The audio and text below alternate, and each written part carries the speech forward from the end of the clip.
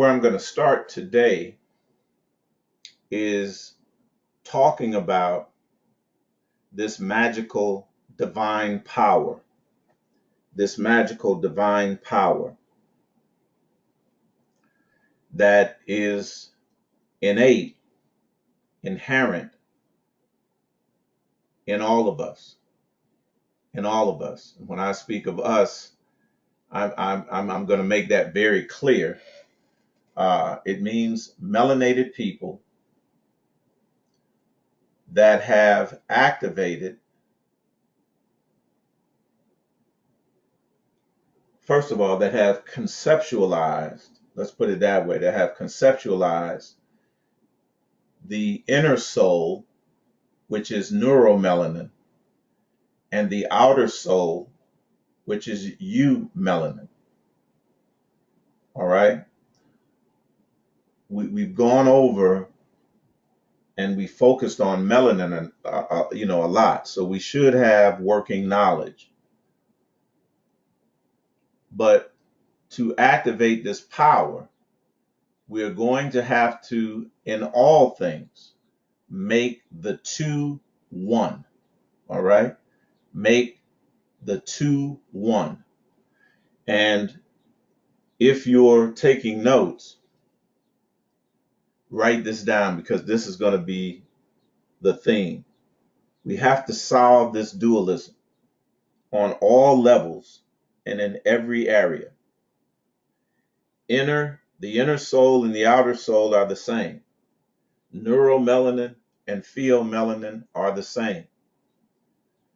Melanin within the human body and melanin in so-called space, referred to as dark matter, dark energy, are the same. There is no upper or lower. There is no, although we'll use the terms, there is no inner and outer. There is no upper or lower. There is no dark and light. There is no good and evil. These things. I'm going to repeat that again. You said neuromelanin and what melanin is the same? Neuromelanin and eumelanin. Eumelanin. Eumelanin, the melanin in your skin, the dark pigment in your skin. They're one and the same.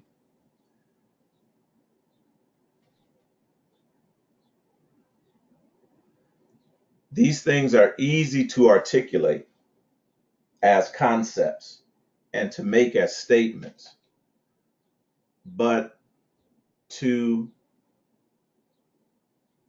actually reach a singularity, a unity, holism, truly in our thoughts. It's not just saying it.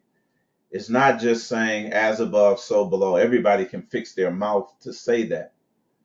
But it is where the magic is at, where the power lies, is making, imagining, realizing more so that there is no above and there is no below, and that above is below and below is above.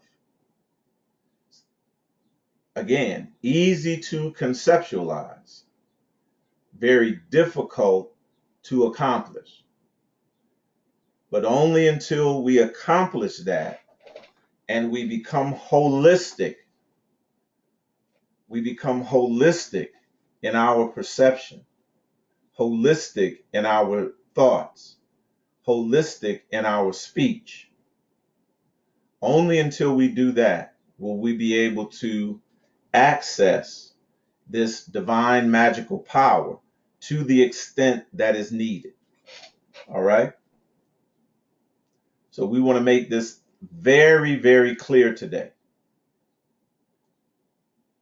that we are talking about moving from dualism and diversity back into holism, wholeness. That is the nature of divinity.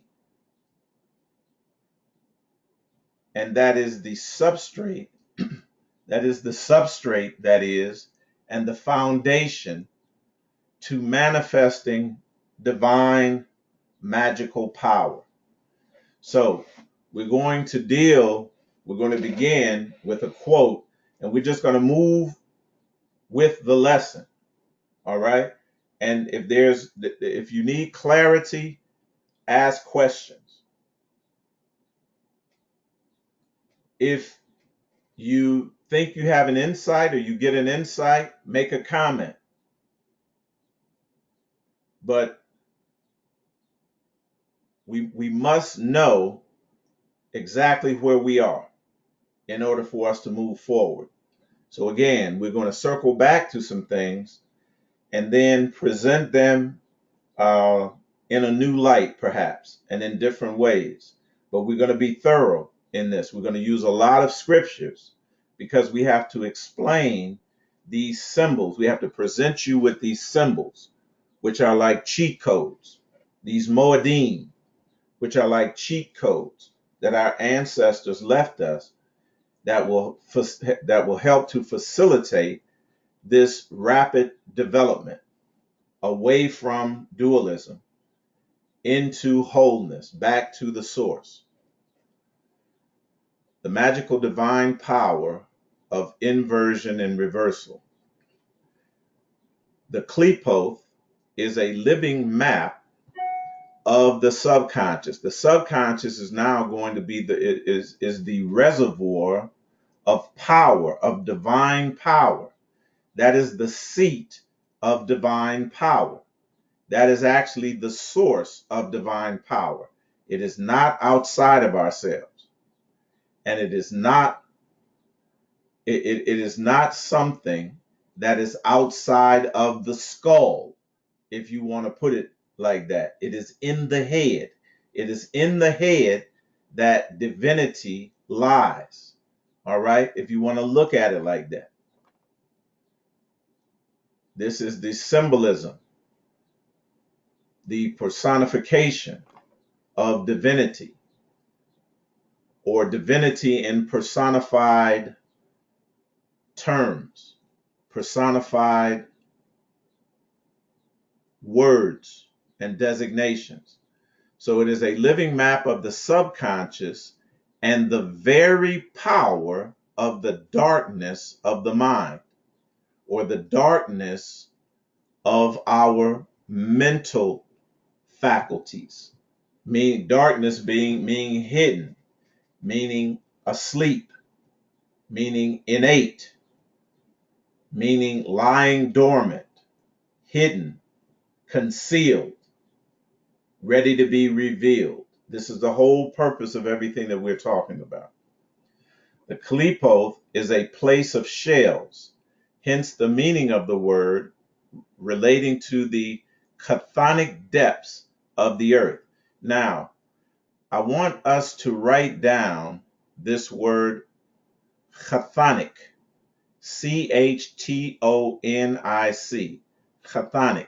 This is a very important word. And we're going to revisit this word at a later date. And we've touched on it before. Relating to the chthonic depths of the earth and the spirit of man. And the Can you yes. Can you spell that word again?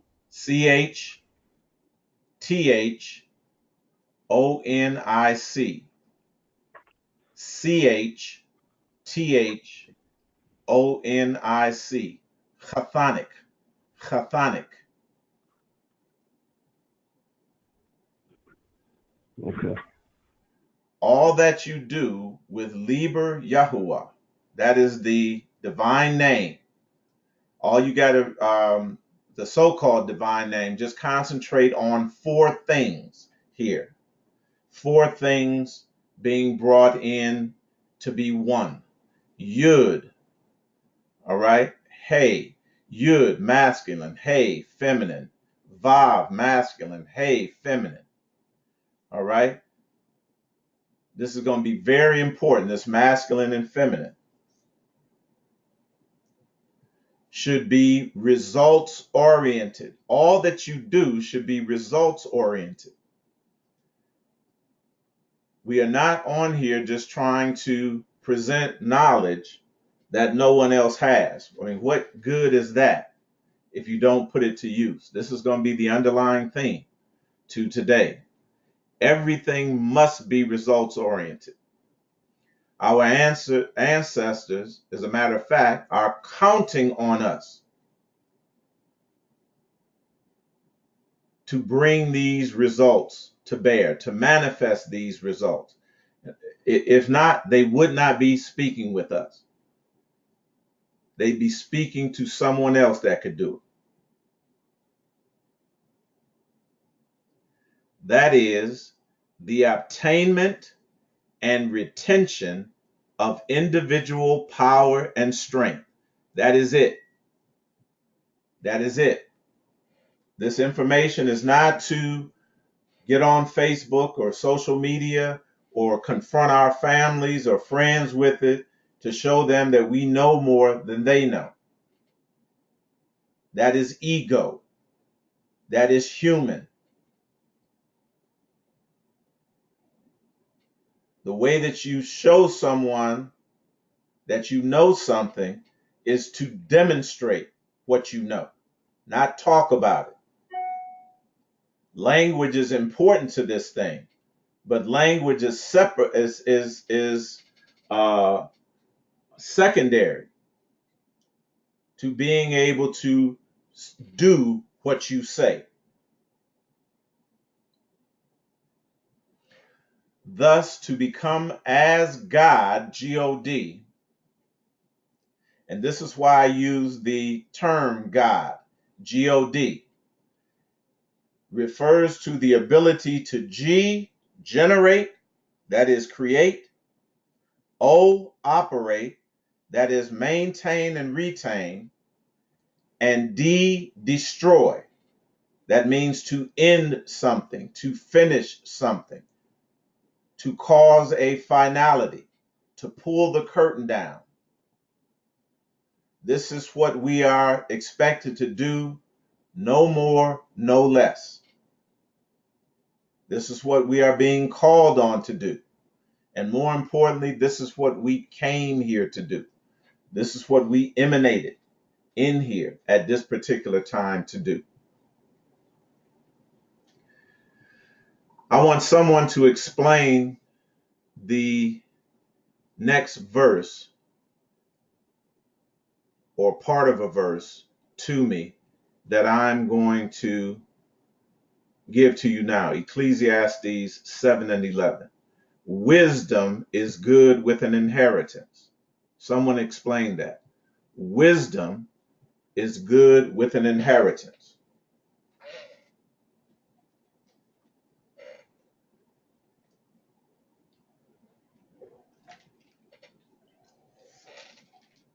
Anybody?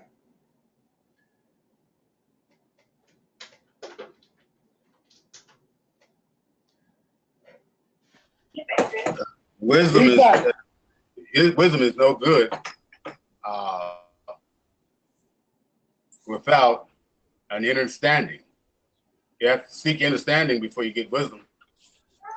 With wisdom comes with the understanding comes knowledge, and then knowledge is wisdom. All right. Someone else. Wisdom is good with an inheritance.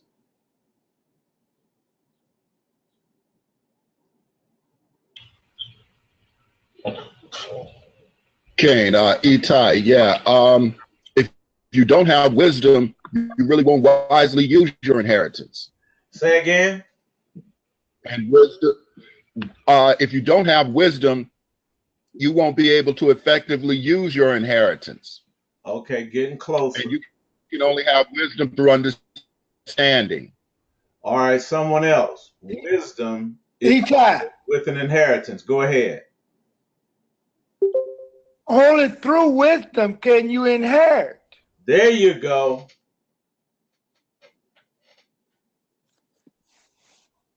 Because our people have not had wisdom, so we haven't been able to inherit anything. And what good is wisdom and you walking around broke?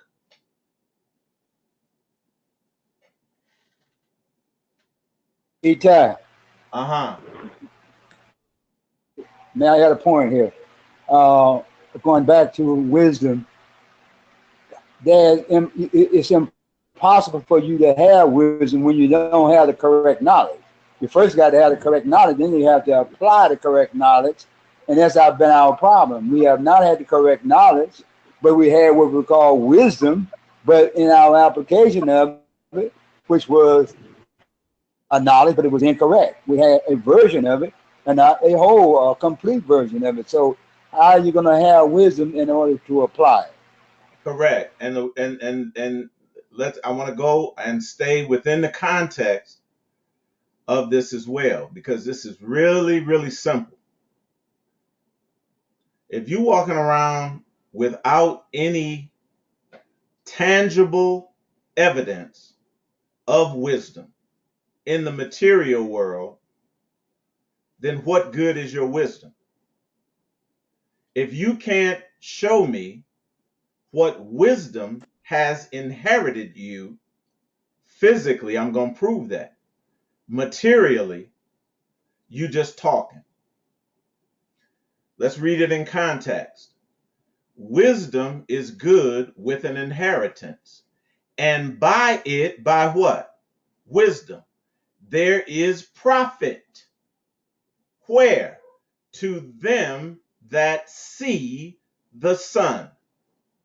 Is that clear?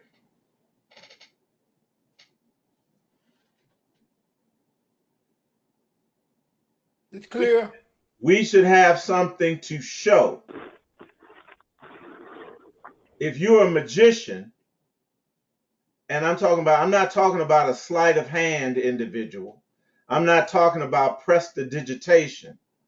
I'm talking about real divine wisdom and power. You should be able to show me what you've created. Not just talk about it in theory, but to show me something under the sun, that is within the physical confines of the earth. See, we tippy-toe around this, and we try to spiritualize words like prophet and inheritance. But when we read this in full context, it's talking exactly about that. So I'm going to put that pin there, and then we're going to move forward in this vein. So basically saying you don't have wisdom unless it is something tangible, something that it's your works that shows that you have the wisdom. Whatever you say, you're supposed to be able to get. That's wisdom. Right. Whatever it is. Right. You're supposed to be able to create it and demonstrate that this is what I said, this is what it is, right here. Feel it, touch it, handle it. My word has become what? Flesh. It's become material. Not spiritualized. Not spiritualized. We can't explain things away. That's rationalizing, family. That's rationalizing. That's explaining things away. That's making a reason. In other words, you walking around with all this wisdom, but you struggling like the rest of us. What's up with that? And then what do we have to do? We have to come up with a rational reason why we're struggling like that. Try to explain it away. Are you all with me? Mm-hmm. You're supposed to be able to demonstrate and then just put the manifestation of the demonstration there and don't talk no more.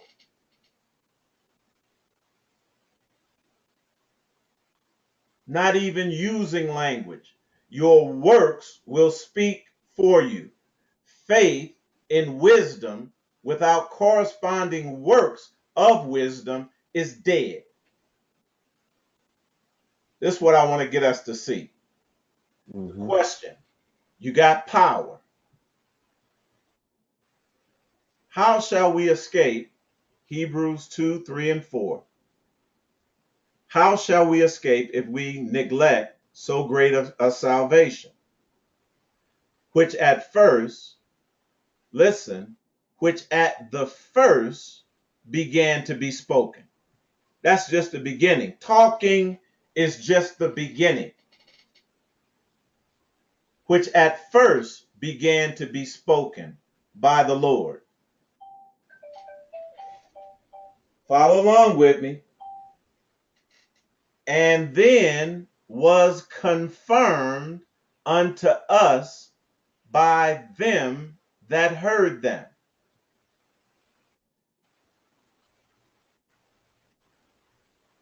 God, your divinity, also bearing them witness. Bearing what witness? The words and the ones that confirmed the word, that heard it. Bearing them witness, how? Both with signs and wonders, and with divers miracles, and gifts of the Holy Ghost, according to his own will. What he said he would do, he did it. Didn't have to be explained. Those that confirmed it didn't just hear something, they saw something as well. They held something as well. They handled something as well.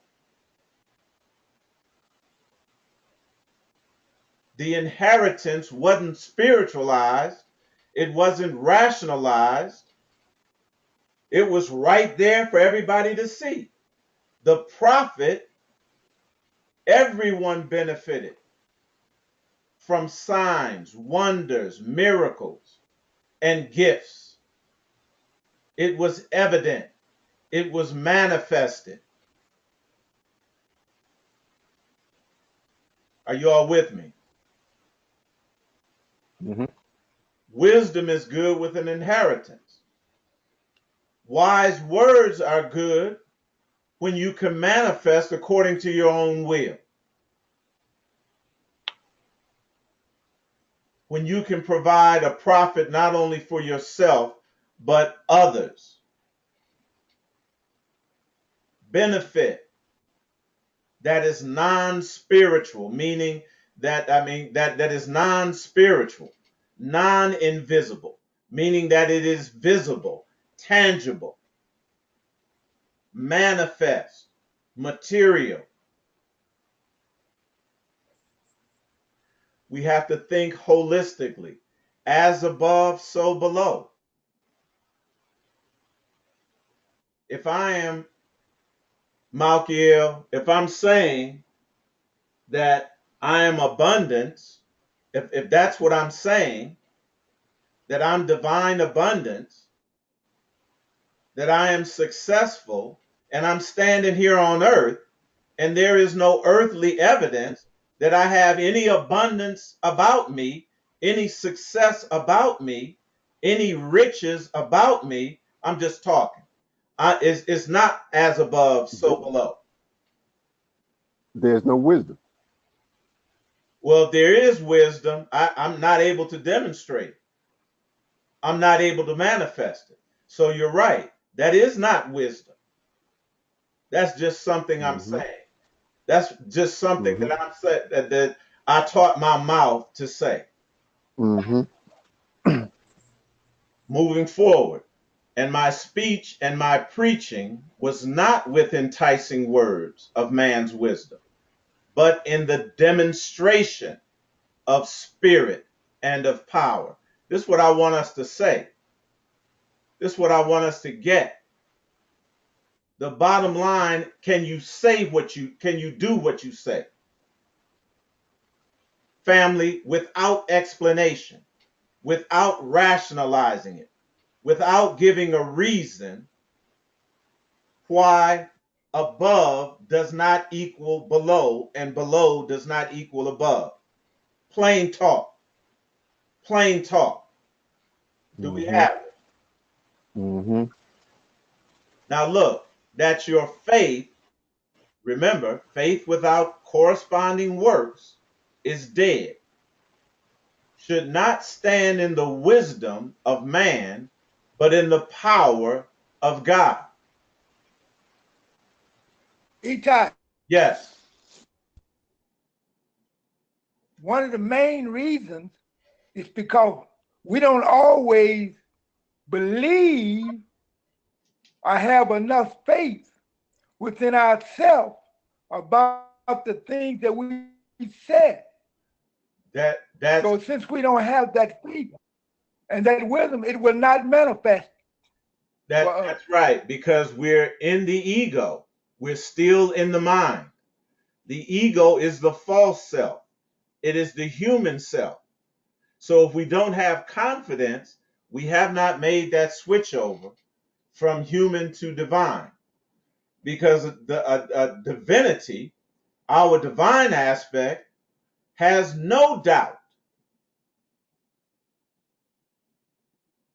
has all power.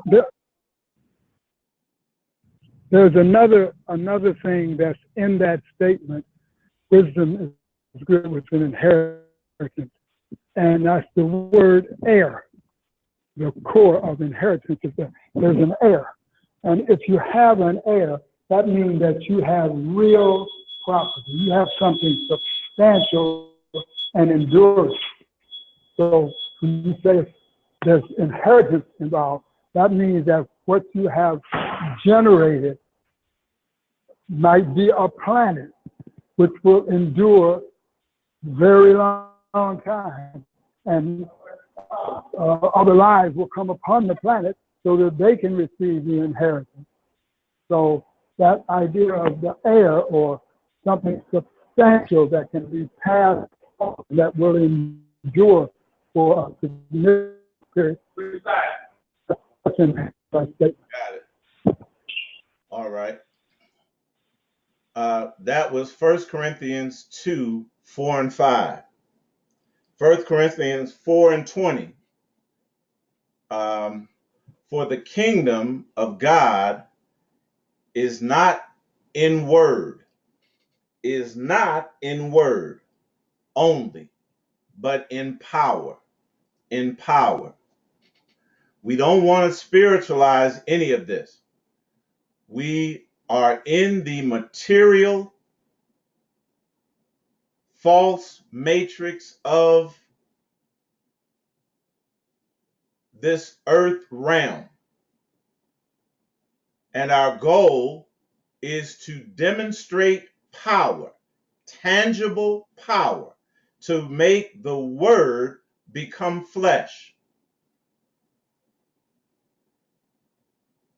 If this is an illusion, that should be easy.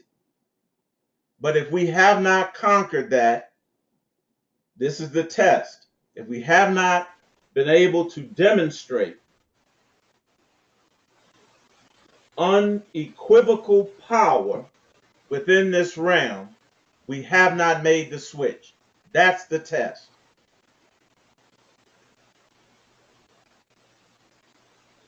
No rationalizing, no equivocation, no giving a good reason or a good explanation. It should be exactly what we say we manifest. That's hard for, if you're a human, that's hard for you to perceive, hard for you to accept and conceptualize, because the tendency is going to be to explain it away, to explain it down to something humans can accomplish.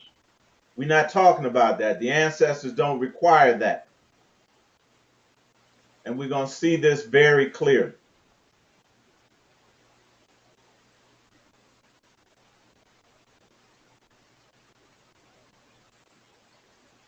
Ecclesiastes 7, we're going to read it in context, verses 10 through 12.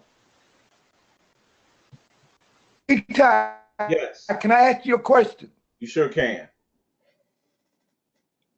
Now, you can believe and have, that confidence. But if it don't come when you want it to come, how do you deal with that situation? How do you deal with that? Well, Because my thing is that I'm gonna say I'm gonna do something, and it don't come on that day. I still believe that it's gonna get there. that's correct. Well, you once it you possess it, and once it shows up, see this aspect of time is false, and we're gonna deal with that. That's another aspect of the false matrix, and it's another illusion. It's another illusion of the mind. We're gonna go back over Psalms 139 again, because I don't think we really understand what this is saying, what Psalms 139 is actually saying, because I believe we are separating God above and God below. I believe we're separating, we're still separating and thinking about this dualistically. We're going to go back over it. There is no place where we are not. There is no time when we are not. So time, I know we seem to be operating in time, but the divine thought is that there is no place that you are not.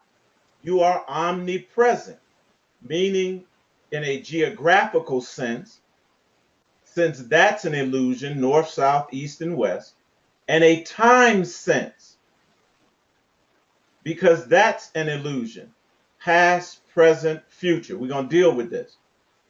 There is no past. There is no future. There is only right now. And right now, divinity exists 1,000 million years ago and 1,000 million years in the future. This is the mentality that we must adopt. Anything else is just human. Anything else is dualistic, because it separates us who are in the present. It puts us in the past. It puts something or us in the future. We are everywhere, yet nowhere at the same time. It sounds confounding. We're going to talk about Babel. It sounds confounding and confusing with a dualistic mindset, with a human mindset. But it makes perfect sense to divinity. This is where we must get to from a mental aspect, from a vibrational frequency aspect. Ecclesiastes 7. Say not thou. Which is hope. That's correct. Wholeness. Say not thou. What is the cause that the former days in the past, that's where most of us dwell.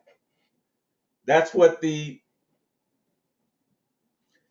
compulsory educational system, that's how it's programmed us, because one of the classes that we take is history, something that has happened in the past, and that is false.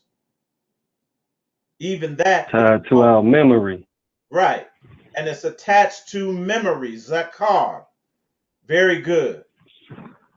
Very good. Which is attached to the ego. Absolutely attached to the ego and human thought.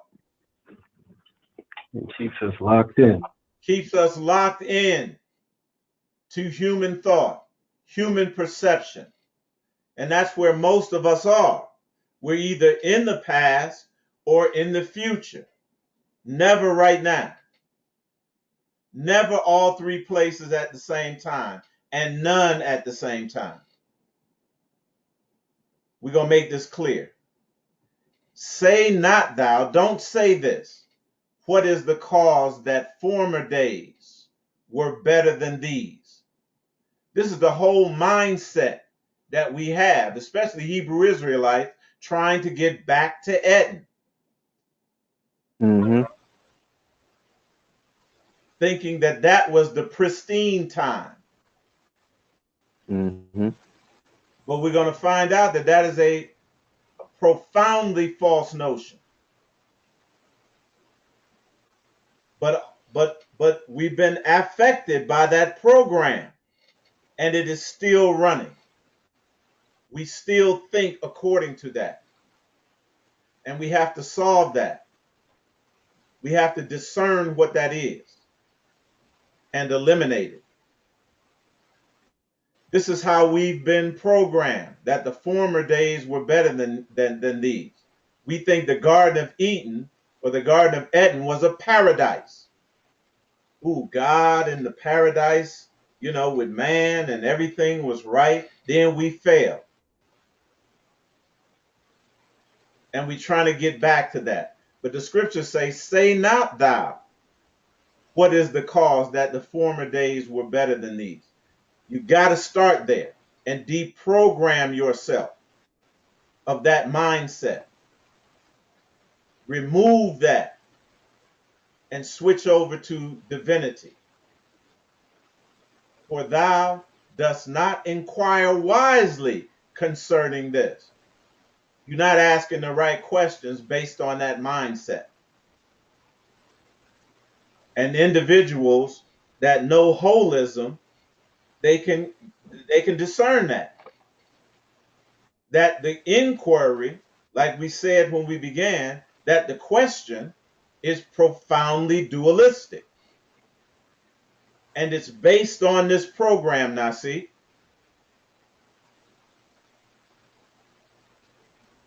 That was not just installed in the so-called, what word do they use? That's the opposite of religious. Secular, in the secular school system, but our spiritual systems, that is the religious systems, are based on this on this idea that the former days were better than these. This is the whole mindset, family, behind Make America Great Again. Mm-hmm. Same thing. Mm-hmm. Exactly the same thing. And we see evidence of this same type of thinking, this same type of perception that are in the aberrant man. It manifests differently, but it's the same type of program that is running in melanated people. Same program. The good old days. In the garden.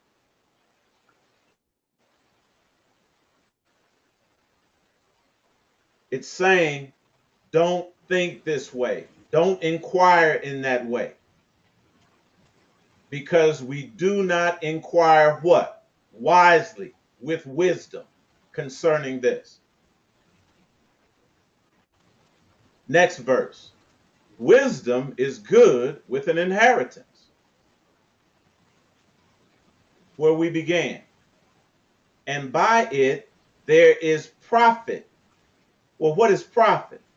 It is a corresponding result. It is a result, family, that corresponds precisely with the wisdom that is applied. As above, so below. No explanation needed. To them that see the sun. That means that you are still within the simulated matrix of reality, the false matrix of reality. Now, verse 12 is going to make it plain. For wisdom is a defense. And I made this word big. And money is a defense. So if you're talking about your inheritance and you're not talking about money, then you don't know your true history. Come on, show. If you are spiritualizing the words inheritance and the word profit, you don't know your true history. We told it to you. Mm-hmm. We told it to you that you have money. It's been applied for. It's $80 quadrillion.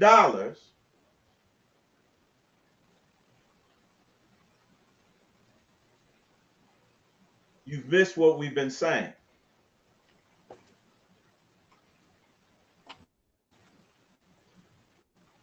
Our ancestors who've had land stolen from them Yes.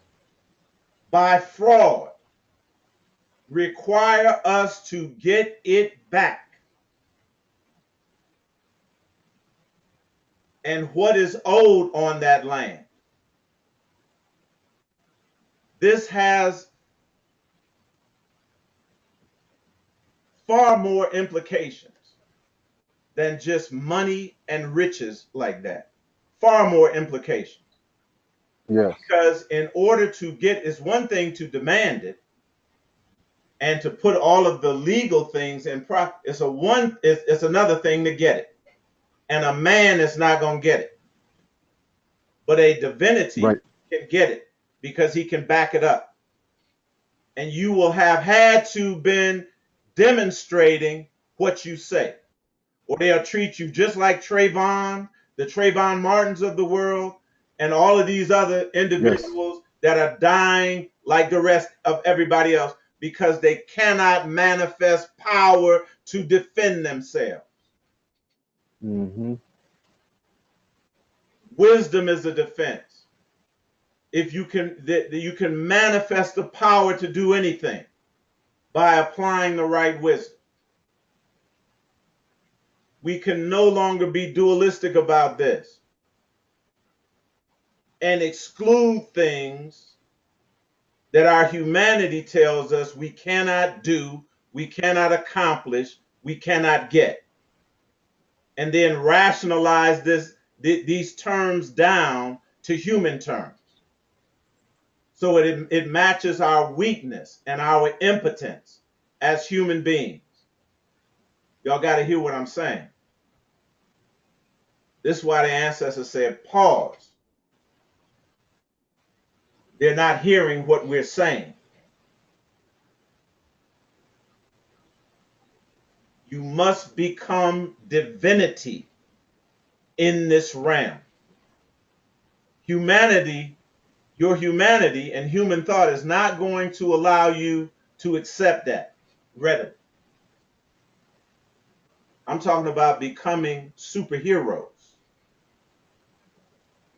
X-Men, Incredible Hulk, Popeye. Think of it how you want to. But that is the demonstration of divine power. That is just an example, a few examples of the demonstrations of divine power within this realm. Don't rationalize it down. Don't reason it away, explain it away. That is what it is. That is what's required.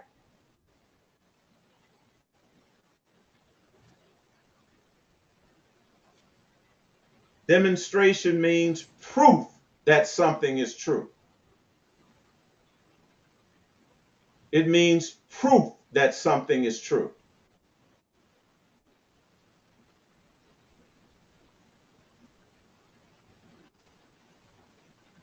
Now, see, this is why during the separation, relative to this language, they removed the 5 senses out of it. Because they wanted to keep it in the invisible realm. and out of the realm of manifestation, in the realm of theory, as opposed to actual demonstration.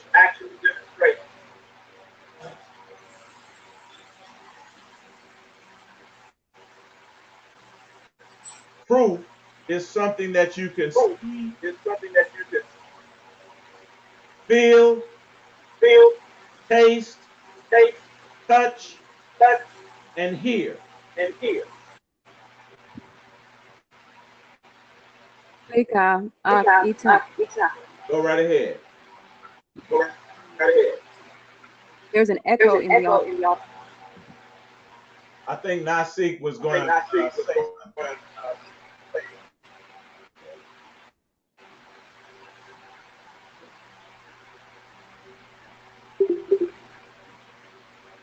He might be having trouble with his microphone there. So we're going to move on. Demonstration is proof that something is true. We're not into making up a lot of terms that rationalize and reason and explain things away. Profit means profit. Money means money. Inheritance means inheritance. Nothing less. Nothing less.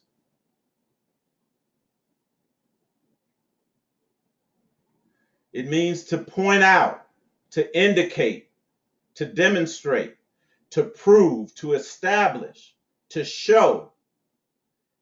Demonstration means a divine omen or a wonder. A divine omen or a wonder. It also means monster. It says see monster. We or see or go to monster. We were the monsters of the midway here. We are the monsters of the midway, of the earth, in our divinity. The Nephilim, the giants, not just in stature, but in what we can do here, what we can do within the simulated false matrix. If it's an illusion, we're illusionists. But the illusion, the manipulation of the illusion demonstrates divine power. That is why the tarot card, the magician, the mago, the magi symbolizes this and incorporates all of the symbols of the divine, of our divine power. We've been over that before. But back to Hebrews 2, 3, and 4. How shall we escape, family, if we neglect so great salvation? How are we going to neglect this? Which at first began to be spoken. That's number one. That's the number one step, is to speak the holistic language.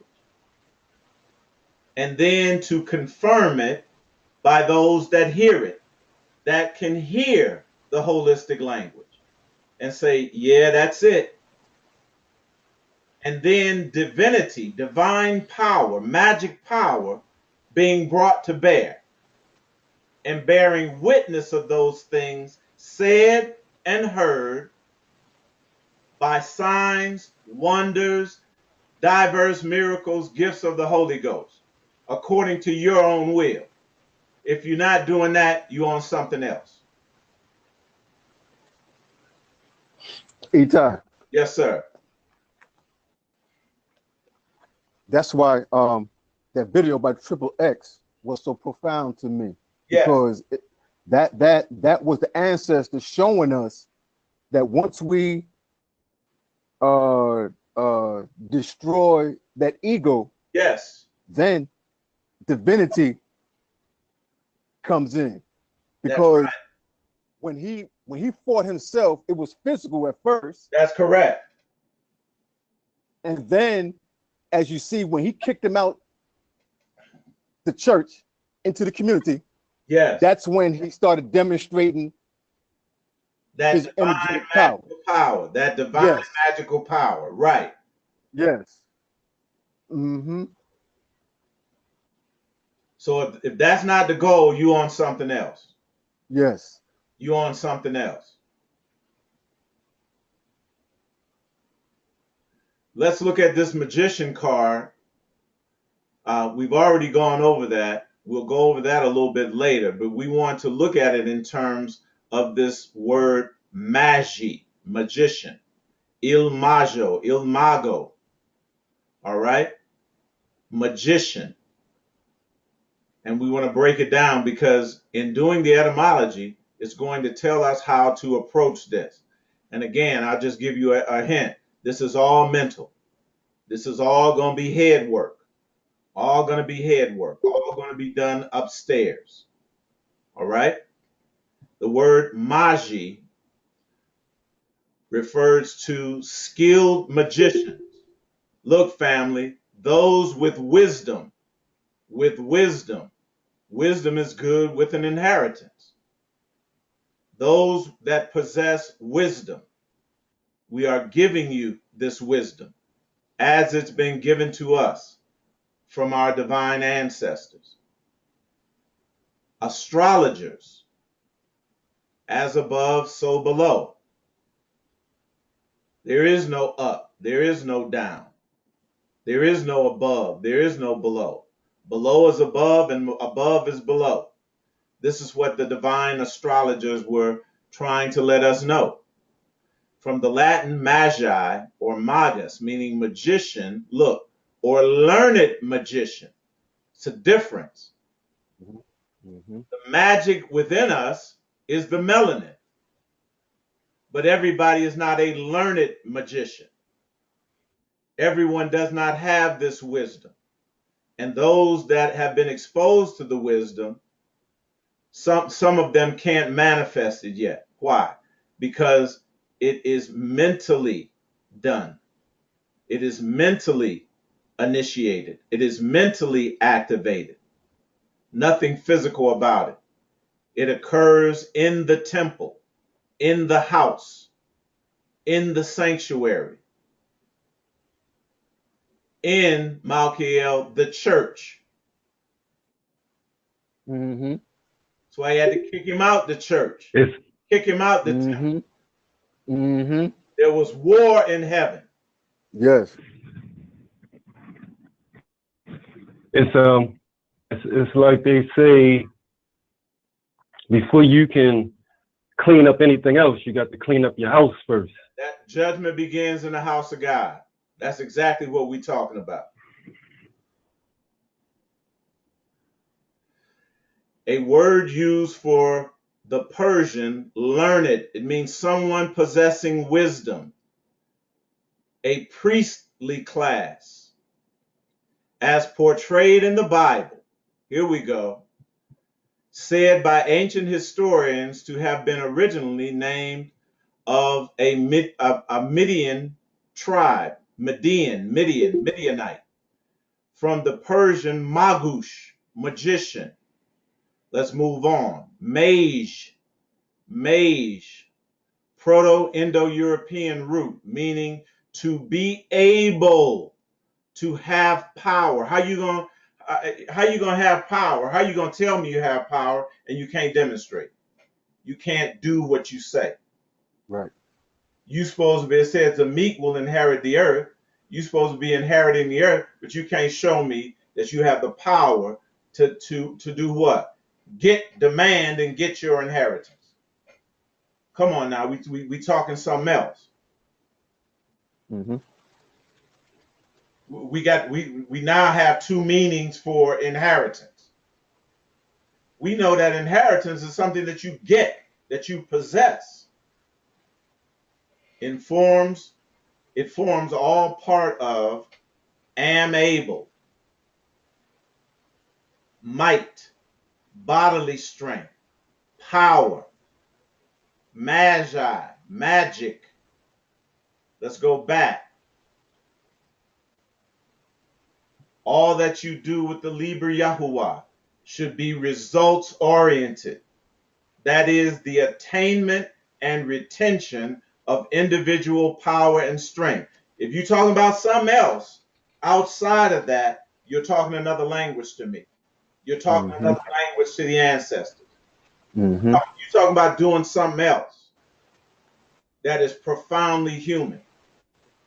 We're here to demonstrate divine power, not just talk about it,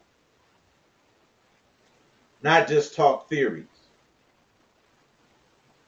To do something that is tangible and observable. It is the hypothetical source of evidence for its existence is provided by Sanskrit, Mahan, Mahan, meaning great. Write that word Mahan, great, down. Mahan, great. Mechain, mechain, meaning a device.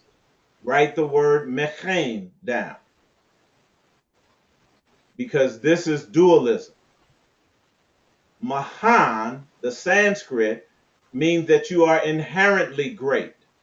Mechain means that you make or devise something outside of yourself that demonstrates power, something other than yourself. Mechanical, mechanical, machine, or machin, machine. You into technology.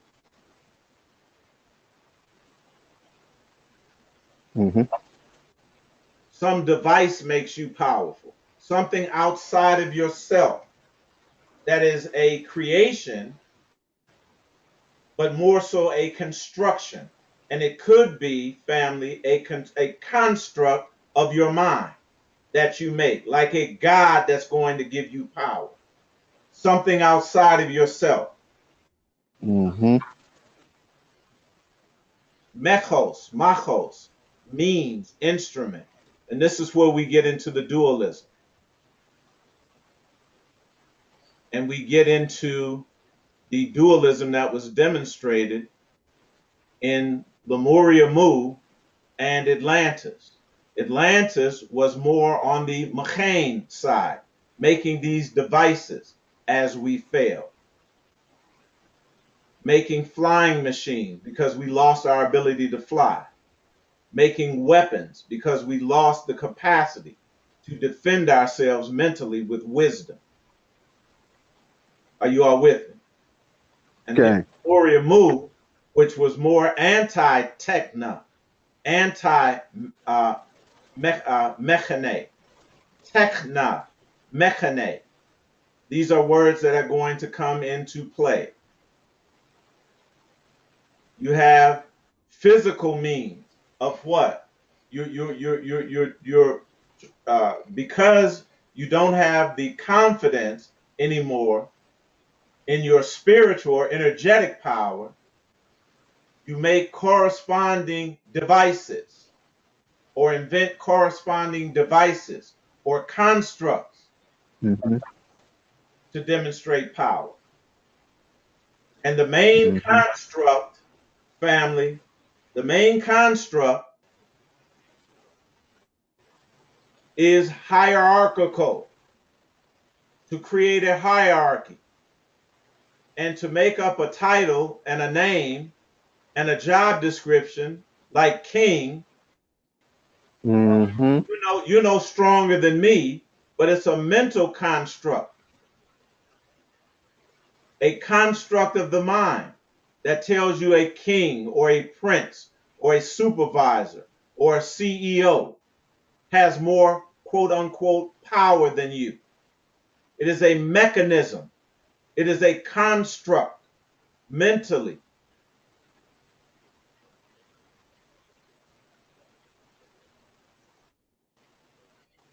And it was symbolized in the garden, because we're going to get back to, I'm sorry, in the Genesis. It was symbolized in the Genesis and in the garden, although our version, Nasik of the Bible, doesn't have it in there, by a tower.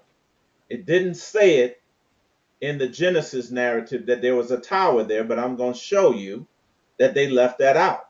that it was a tower in the Genesis as well, representing the hierarchical construct of so-called power. And you saw it demonstrated after the so-called eating of the forbidden fruit, where this vertical hierarchical construct was erected with divine power being the serpent, the id, the subconscious, being put down at the lowest level, the divine feminine being subverted under from its primary position and put under the male. And that separation is the program that runs in our minds, many of us, in our head to this day, to one degree or another.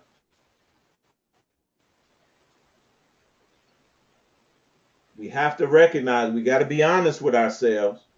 We got to be honest with ourselves. We have to look and address our weakness. And our main weakness is always going to have to do with dualism. Always going to have to be with dualism. And we have to understand how this was done.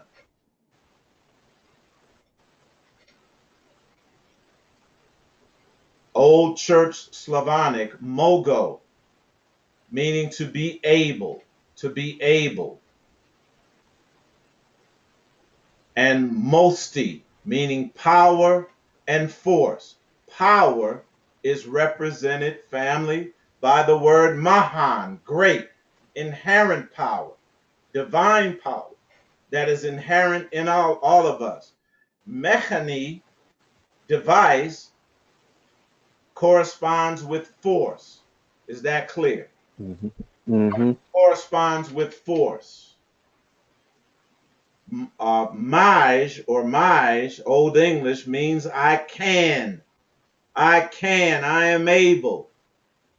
No devices, no sword, no helmet, Right. no armor. Mm-hmm.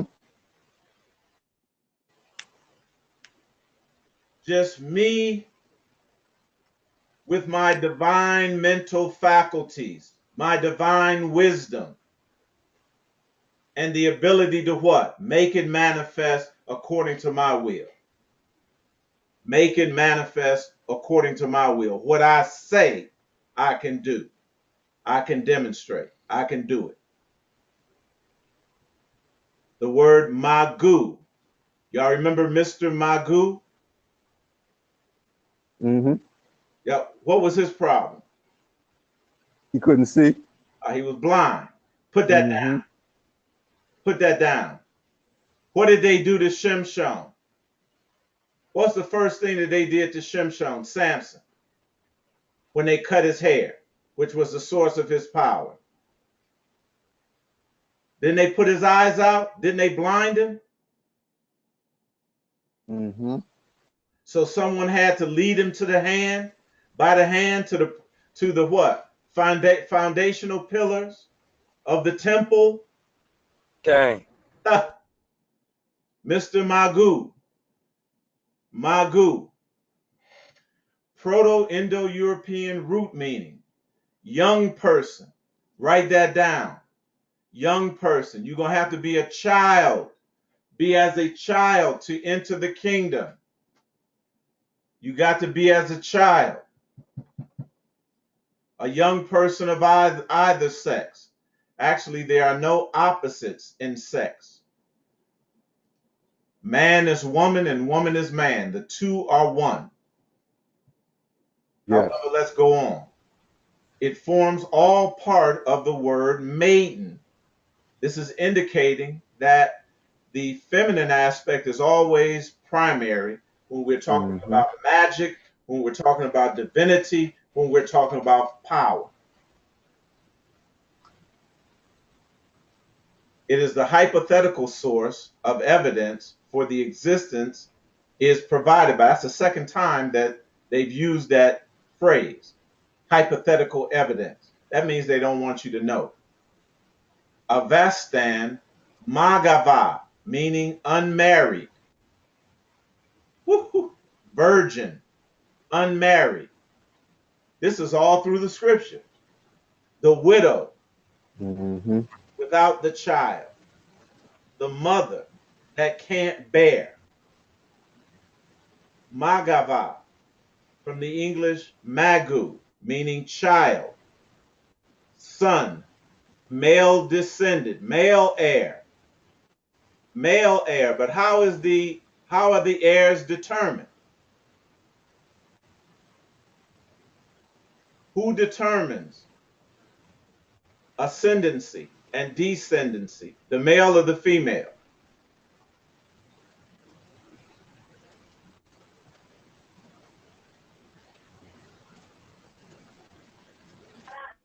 It's supposed to be the female.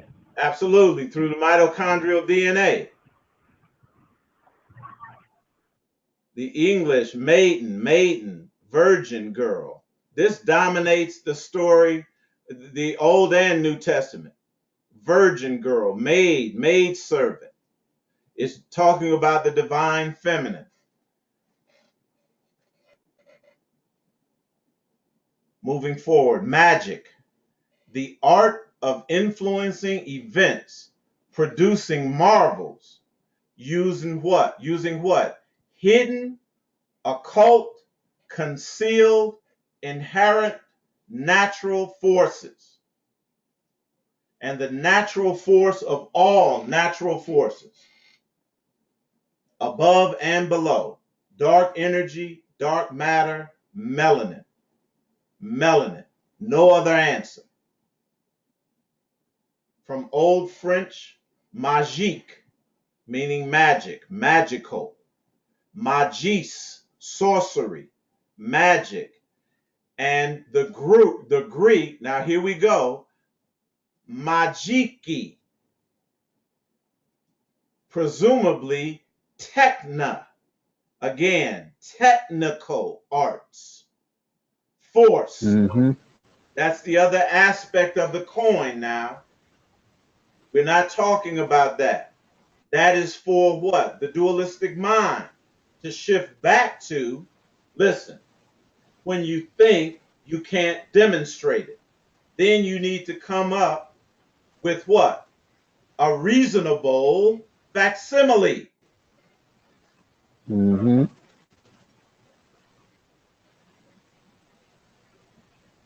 you will devise something, rationalize it, to make up for the fact that you cannot or will not or think you cannot produce real magic, real miracles, real divine power. You're going to switch to what? Mechanique. Something mechanical. Yep. Techna, something technical. And make a technical argument. Give a technical, rational reason why we should accept a reasonable facsimile for real power, real divine power. Magos, one of the members of the learned and priestly class. This is what we must come. We are divine. We are a nation of kings and priests. Mag, to be able to have power. There's no equivocating with this, no rationalizing of it. It is talking about demonstrating, taking the seat, if you want to use the allegorical narrative of the Bible, taking the seat of the God of the Bible. That's you. That's me.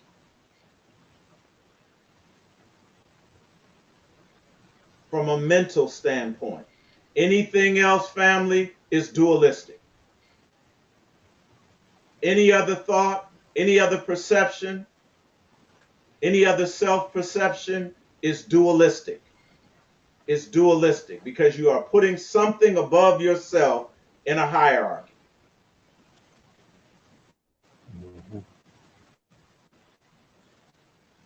magic with a K. This is very important, putting that K on there too. Putting that K on there because K is the representation of the serpent, and serpent power is a term used to show and differentiate the occult from the occult, meaning hidden or dark, concealed, from performance magic, techna, the magical arts, prestidigitation, machine, something that is machined, something that is invented and made up, sleight of hand. This is serpent power being demonstrated. There's a difference, and is defined as the science and art of causing change to occur in conformity with will. The science and art of causing, that's wisdom. And that wisdom being able to cause change or to occur in conformity, not with God's will, not with the ancestors' will, with my will. My will be done. Mm-hmm. My kingdom come. My will be done. Where? In the earth, in the simulated matrix, as it is in heaven. If we're not thinking this way, if you find something wrong with me expressing it like that, you are still let's be clear, you are still in the dualistic frame of mind frame. Mm-hmm. Still in mind. You're still perceiving and thinking like a human.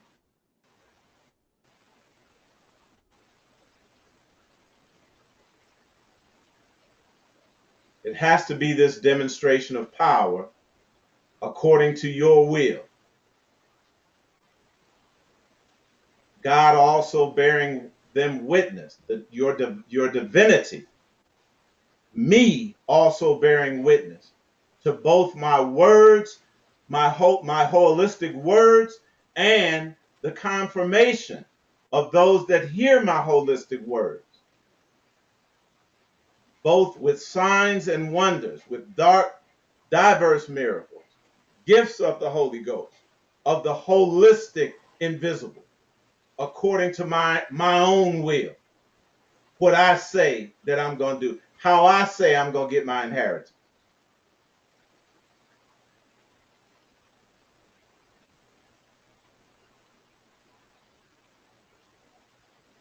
Point blank, family.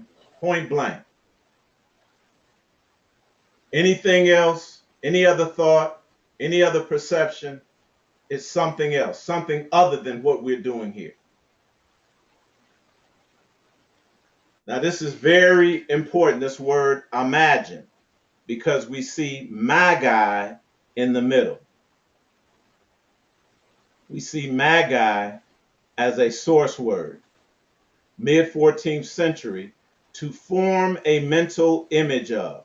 What is your mental image of yourself? Is it just what the ego is projecting to you? That you're a mere human? That you like everybody else? Everybody is created equal?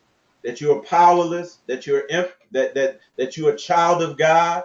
A servant of the Most High? If that's what you're telling yourself, you have a human mental image. That is what's formed. And it's dualistic. Again, because it separates you from the God of the biblical allegorical narrative.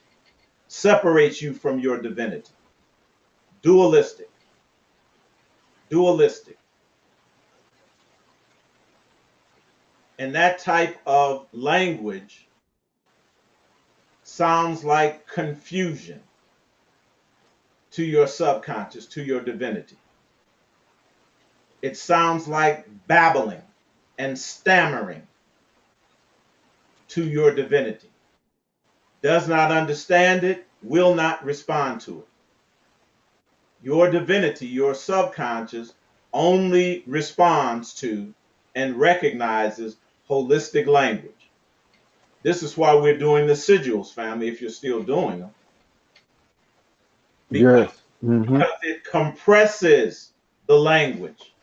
It Mm-hmm. compresses the language to form a mental picture, a picture of oneself, how you imagine yourself. Is it really divine or is it human? Is it a human trying to be divine, attempting to be divine? Or is it a divinity saying, I am that I am?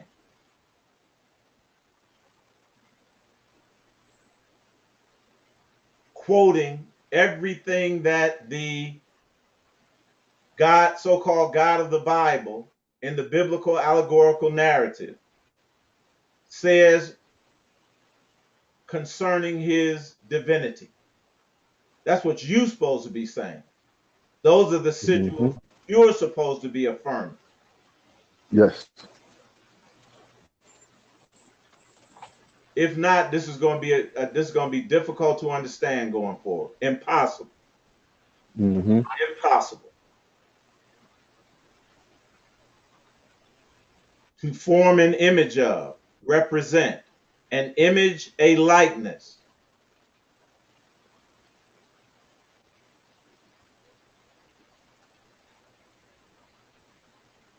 Genesis 1, so God created man in his own image. In the image of God created he him. Male and female created he them. That's dualism. We got to go back to understand what we were. That's dualism. That's the creation of dualism. Exodus 20, thou shalt not make unto thee any graven image or any likeness of anything that is in heaven above, or that is in the earth beneath, that is in the water under the earth. See, in this and humanity, they obey that to this day. I can't make an image of Yeah. God. Right. You are the image of God. You are God. What are you talking about? This was done to ensure the fall. We have to know where we are in the prophetic framework. The reason why you couldn't do that is because you had to fall further into humanity. It's time to stand up. It's time to put our big boy pants on and assume our position, assume our proper seat. We done played human long enough. We have to make the transition, family. Imagination, the mental faculty which forms and manipulates images. We weren't talking about carving no images on those stone or drawing them, with paint and stuff. It's the image that you have mentally of yourself.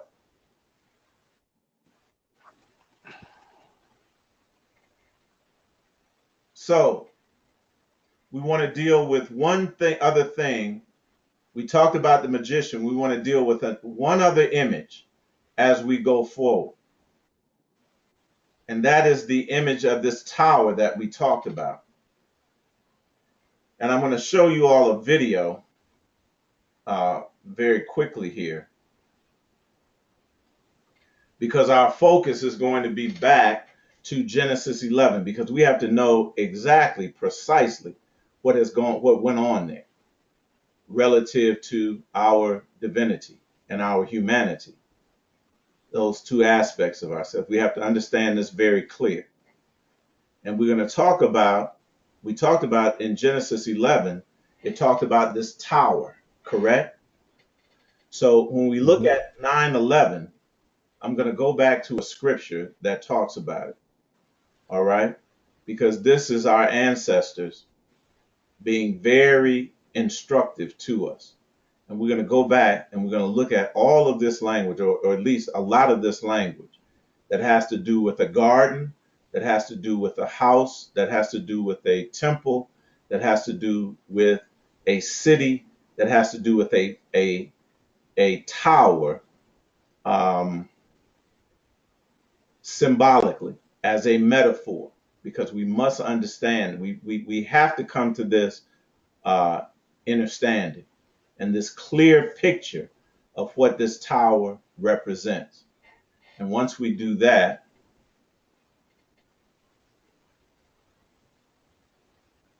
we'll have a foundation to build on. Bear with me, family.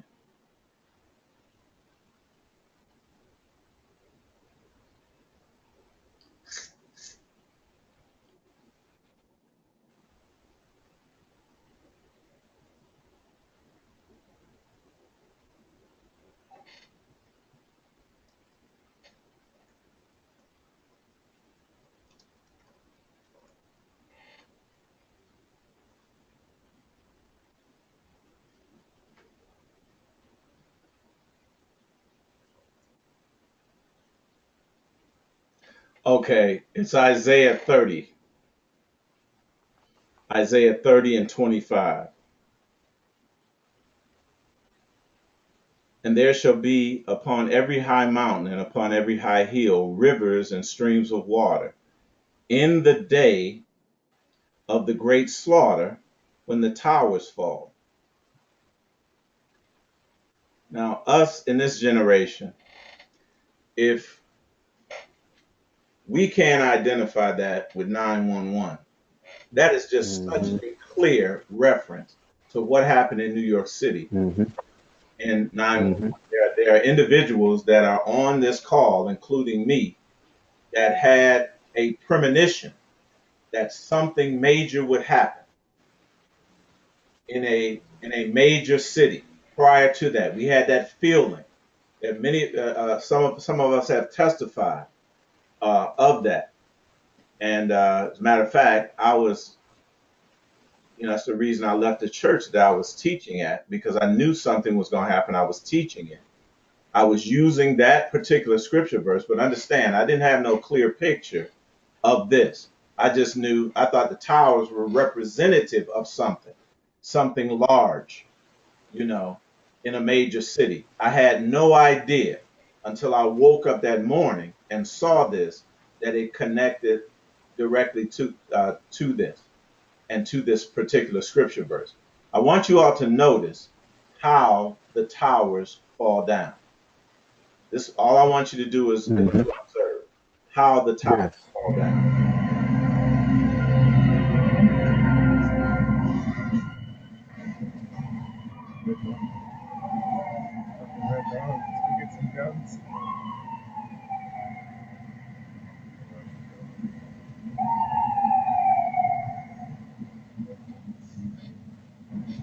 So all cell phones in the city shut off.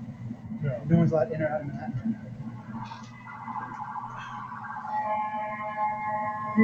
I came out this morning and only one of the towers was hit. Yeah, well, and I watched on the news giant jumbo jet crash very intentionally. Yeah, everything was peaceful.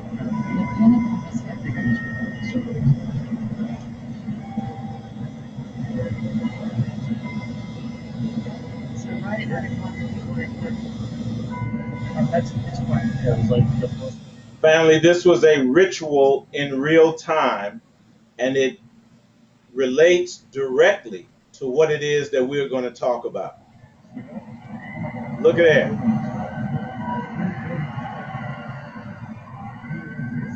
How did it fall down?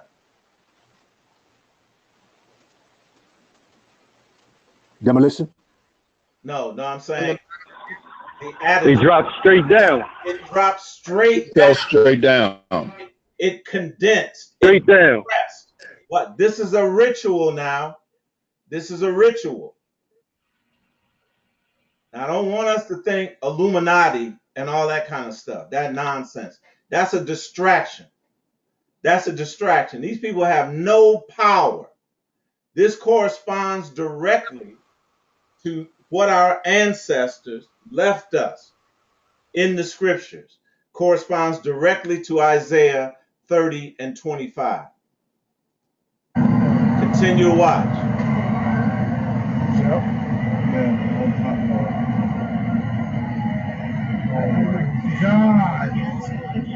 Oh my God, look at that explosion.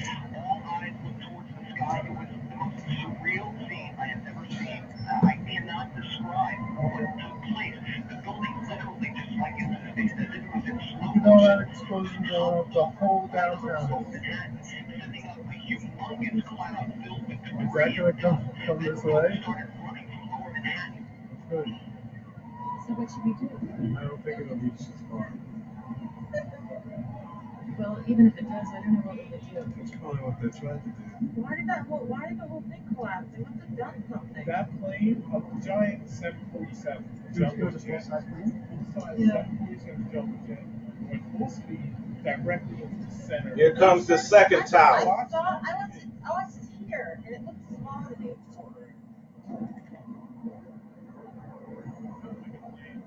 That's a fucking fighter plane. About time the fucking Air Force got here. Yeah. Jesus. I have so surprised, like, There's definitely going to be a war. This is perhaps the most horrific sight anyone could have witnessed in a lifetime. You can hear the programming of how the people are responding. The program is running. So we can't think in terms of these conspiracy theories of how the towers went down. We just got to look with our eyes and to see that every building on that day collapsed straight down. It condensed. It was reduced straight down. The two towers represent the same thing that the tower in Genesis, in the garden, that they hid and took out, but the tower that was in Genesis 11, it represents the same thing. These two towers, these two pillars, it represents the same thing in the Bible. And our ancestors, not the Illuminati, our ancestors put this idea in the so-called Illuminati's mind to show the world these buildings in a major city collapsing down in reference to the biblical narrative, allegorical narrative.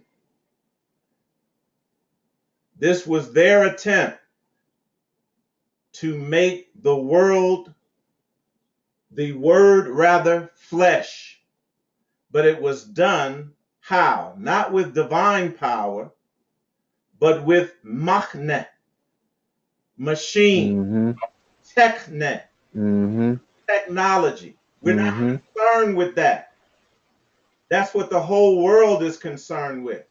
Look at the video. Look how they came down. We're just concerned with how this symbolic statement was made to the entire world. These buildings came straight down. I'm still in shock as to what I witnessed just moments ago. Absolute incomprehensible mayhem. A lot of people were breaking down and crying. The fire continues to burn. Do you all see the male phallus on top of the building? Right. The symbol of the male phallus. That's what the erected tower and the hierarchical structure demonstrates. Man on top, woman under him, and then the foundation, exactly what we saw in Genesis. We got to look at this in these terms, and not fall for the okie doke. Now people are gathering in large groups. In fact, in one corner, I saw a group of people actually holding hands and praying. Here we go.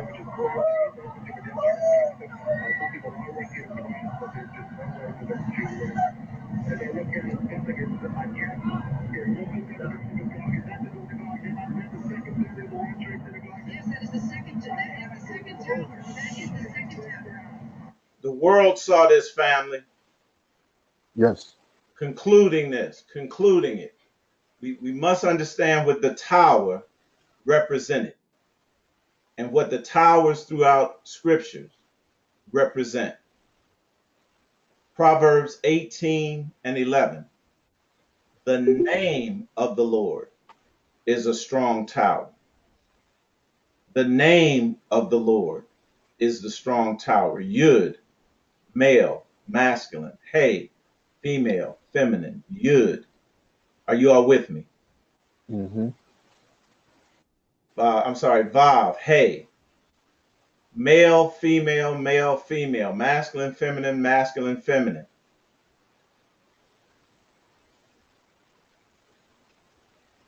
As we close, because we're going to put, there's going to be no doubt. I'm going to give you the information that our ancestors gave to us so that we have perfect understanding of these things. They talk about towers. Bear with me, family. They talk about towers in a great number of places in the scriptures. They did not mention it at all in the first 3 chapters of Genesis, but it was present there. It was present there. And it was representative of the hierarchical structure. Male, female, male, female.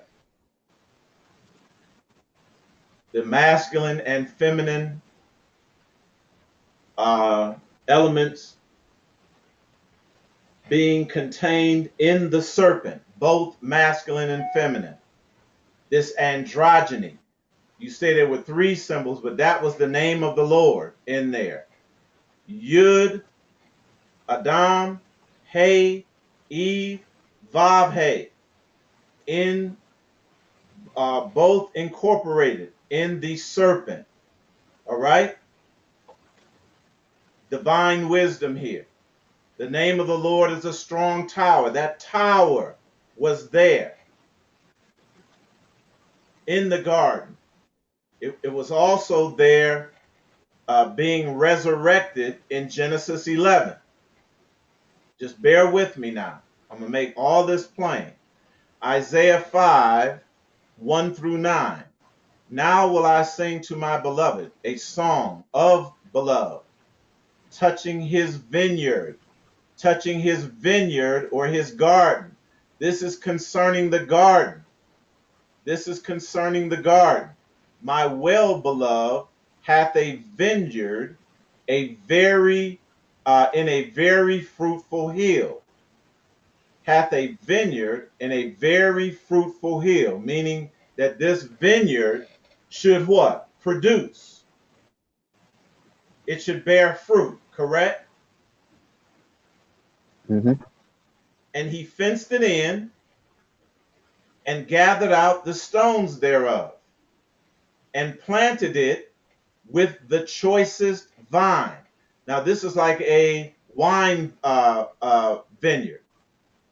And you know how they have certain types of grapes that they use for a particular wine, correct? Mm-hmm. And they name these grapes, petite, and they have certain qualities. That's what he's talking about. He put these choice vines in there. And then what did he do? Built a tower in the midst of it. Anytime you see a garden or a vineyard, automatically know that that tower is there. Because these are symbols. You didn't see it in the first chapter of the book of Genesis, first 3 chapters, but it was there. It was hidden. It was occulted away. It was in the darkness, but it was there. And also made a wine press. He was intending to drink some wine, some choice wine, right? From this choice vine. And also made a wine press, therein. And he looked that it should bring forth grapes. And it brought forth what? Wild grapes. Now, is that as above, so below? Mm-hmm. No, it's not. He had choice grapes, but it brought forth something that was different. Wild grapes. Okay. Are you all with me? Mm-hmm. That's not as above, so below. He got a different result. Now let's see if he rationalized that, reasoned it away, or recognized that his wisdom didn't produce parallel results, corresponding results that corresponded with what? His expressed will of having choice grapes be his profit, be his inheritance. Let's see if he explains it away. And now, O inhabitants of Jerusalem and men of Judah, judge, I pray you, betwixt me and my vineyard. Same question I put forth. How you think he gonna judge? What could have been done more to my vineyard that I have not done in it? Wherefore, when I look that it should bring forth grapes, brought it forth wild grapes. Are y'all with me? Mm-hmm. And now go to, I will tell you what I will do to my vineyard. Well, what I'll just do is just explain why I got a different result. He ain't gonna do it. This is what he gonna do. I will take away the hedge thereof, and it shall be eaten up, and break down the wall thereof, and it shall be trodden down, and I will lay it waste. It shall not be pruned, nor digged, but there shall come up briars and thorns. I will also command the clouds. Does it sound like he's rationalizing this? Does it sound like Okay. Hey, he trying to explain why it didn't happen right the first time. Mm-hmm. Correct? For the vineyard of the Lord of hosts, is the house of Israel. And the men of Judah, his pleasant plant. Y'all got to listen to this, family. Do not ignore this. And he looked for judgment, but behold oppression, for righteousness, but behold a cry.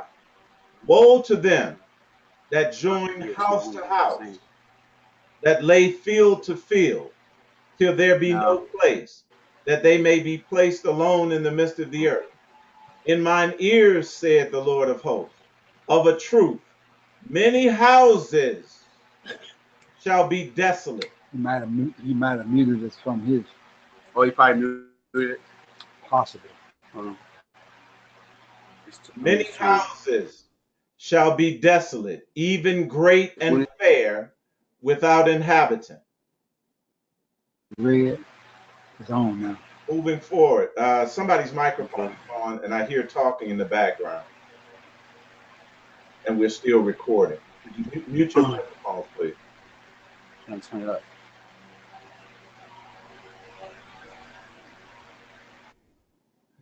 Luke 13, 1 through 4. Now, this is going to get us to the close, family, and we're going to begin right here to begin to understand exactly what this metaphor of the tower and the garden is. Many houses shall be desolate. See, that should bring you all to mind that a house divided against itself will be desolate. This division, this dualistic mindset saying, I said choice grapes, but I got wild grapes. Mm-hmm. That's inequity. That's inequity. That's not what I said. That's not divine power. That's not divine wisdom. So what I'm going to do is explain away. I'm going to explain away, rationalize, give a reason why I didn't do what I said I was going to do, or I didn't do what I came here to do. Mm-hmm. I'm going to dumb it down to some human explanation. When it's plain to see, it's manifest that I didn't do what I said I was going to do. I did not demonstrate divine power. That's a dualistic mindset. Let's be clear. It's a dualistic Yes. mindset. Luke 13, there were present at this season some that told him of Galileans. This is very important, Galileans. We'll see that when we talk about in the book of Acts, where this holistic language was being spoken by the Galileans there. Told him of the Galileans whose blood Pilate mingled with their sacrifices. Here it is. Do you think that there were sacrifices in there in either of those two towers? Mm-hmm. Absolutely. Lives that were lost? You're going to see Yes. that this was predicted. This was predicted.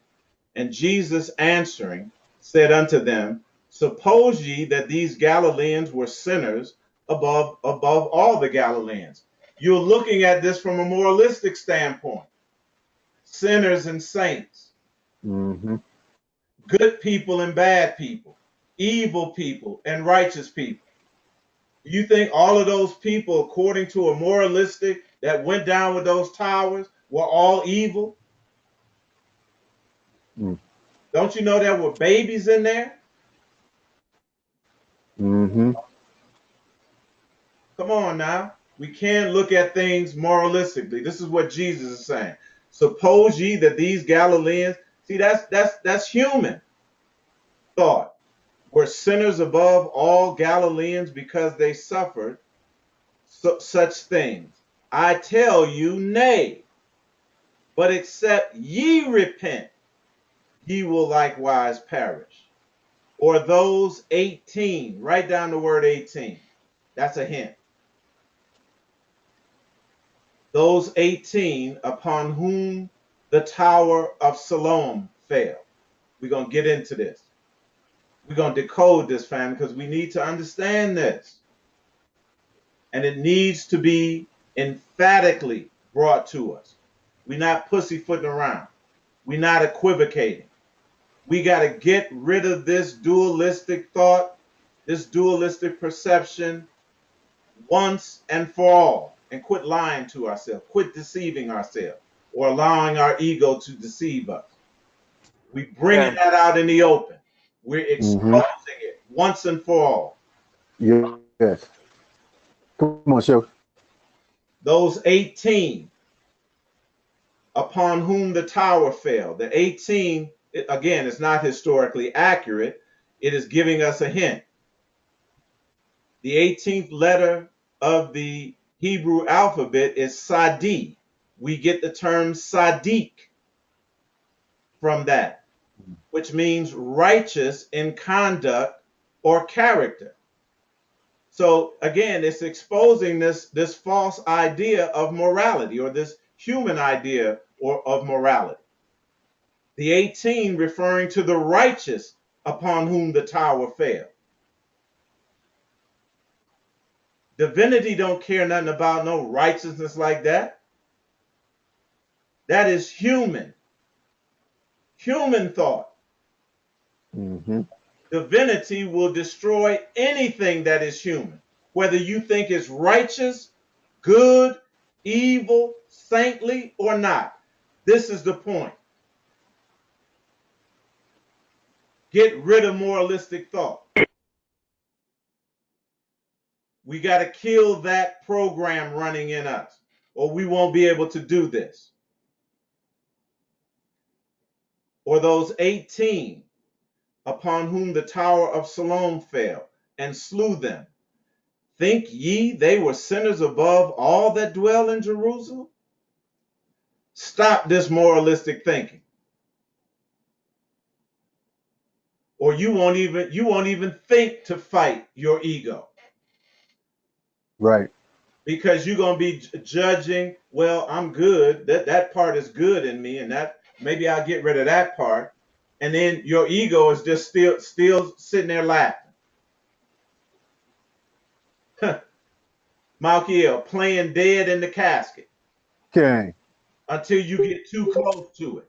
Okay. Mm-hmm. Mm-hmm. And then it's all out war. You better recognize it now. Yes. Get off of this moralistic thing. Everything human is sinful. Everything human is evil. Everything human needs to be destroyed.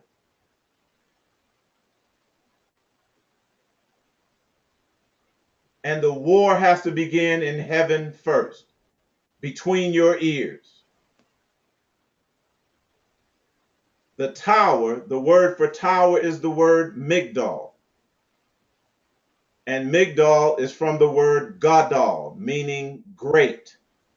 Something that has grown great, waxed great, that is important to you, that has been promoted to you, that has been made powerful in you, that you praise, that has been praised, Magickal, by the world and magnified. Mm-hmm. This pursuit of ego, this magnification of ego, this magnification of a hierarchical structure that puts ego on top.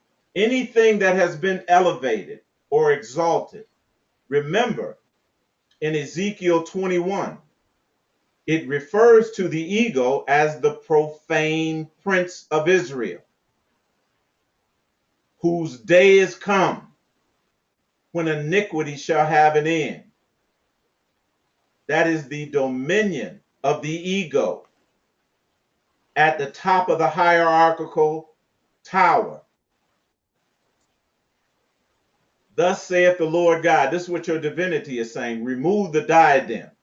Take off the crown. This shall not be the same. Exalt him that is low. That is the subconscious. That is the serpent. And abase him that is high. Inversion, family, conversion, reversal. I will overturn it, and it shall be no more until Yes. he, Shiloh, whose right it is, and I will Mm-hmm. give it to him. Mm-hmm. Until Mm-hmm. he whose right it is, Shiloh, and I will give it to him. That is your divinity. That is your divinity. Absent ego, absent humanity. Is that clear? Everybody clear? Mm-hmm. So we're going to look at two tarot cards next time. The 18th tarot card, which is the moon. The moon, family, refers to sin. And as a matter of fact, it's related to the word Sinai, where the commandments were given to the humans by divinity.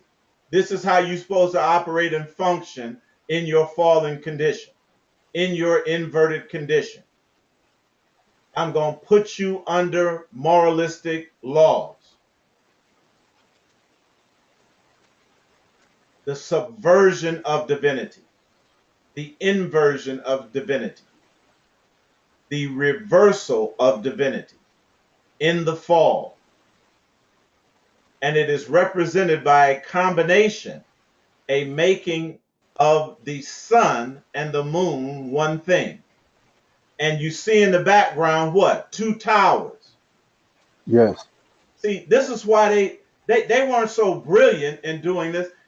This is our ancient ancestors doing this. Mm-hmm.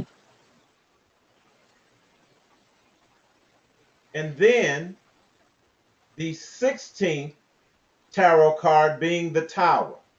And you see exactly what you saw, what I showed you in real life happening to both Yes. those towers.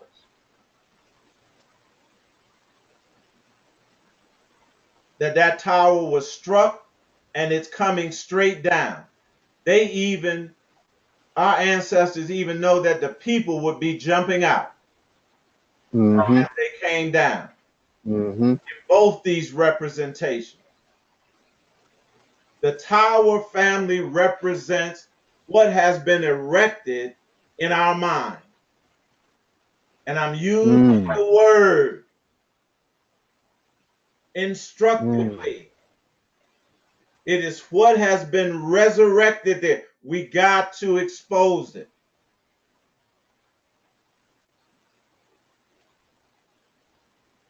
No more smooth things.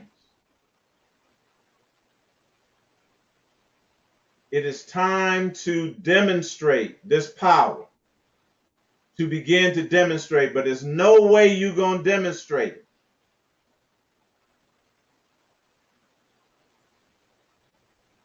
under a hierarchy, mentally, that something is above you and that there is a difference between two things, that there is an above and a below, a east and a west, a right and a left, an evil and a good, a high and a low, a past and a present.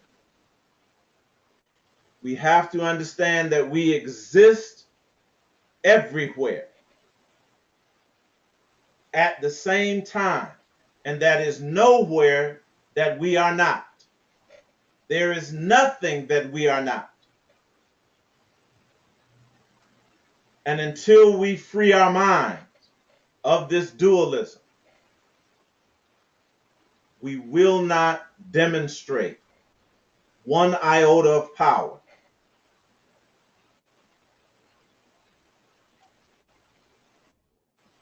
We'll be stuck just talking about it, theorizing about it, and rationalizing, reasoning things into existence that do not correspond with exactly what we are supposed to be doing and manifesting at this time. We'll spend the rest of our time trying to convince ourselves and trying to convince others that wild grapes are cultivated grapes. Are you all with me? Mm-hmm. So I'm going to open it up. I'm going to end it right here. Open it up to questions and comments at this point.